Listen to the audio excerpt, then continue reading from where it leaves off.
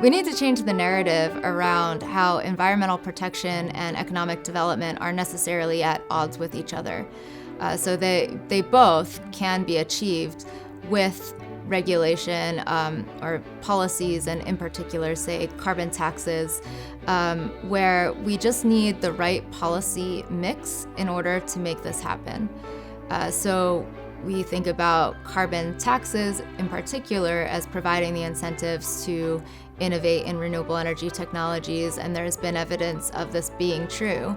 But at the same time, we need to also think about these other research and development tax credits and subsidies that go specifically towards the development and diffusion of renewable energy technologies.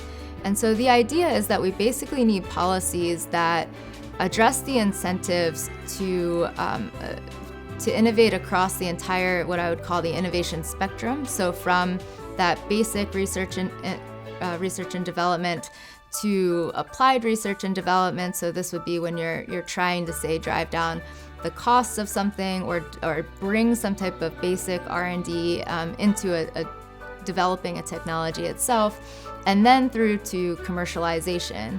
And so this would include things like basic R&D subsidies that can go to private entities. They could also it also could be funding that goes towards educating students, so perhaps fellowships for training students in their PhDs to work on these topics. And then we also need policy support on that, say, commercialization and the diffusion side of things, where we help to pull that technology to market. And this has been one of the really big barriers, actually, in the renewable energy technology development and diffusion context, because innovating in energy, it has some unique features that are very challenging in terms of it being a very capital-intensive industry.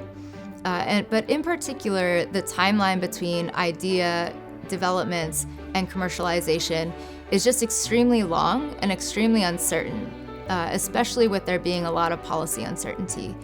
And so with that in mind, there have been some new funding models developed, and I think we probably need to continue thinking about this in terms of trying to shorten that or narrow that gap between technology development and commercialization.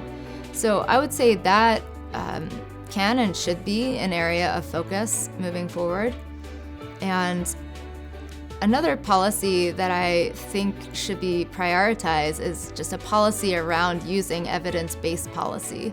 So we haven't had a ton of really great empirical evidence yet on what exactly the policy design should be in order to drive innovation in renewable energy at a decent pace. That evidence is starting to emerge, but what we don't know is how different policies interact, say, with this kind of basic R&D tax credit along with carbon taxes. And so we really need to continue putting time and effort into understanding the effects of these policies. And then when policy is then implemented, it should be evidence-based. We should be looking at what does the research say in terms of what policy designs work versus not.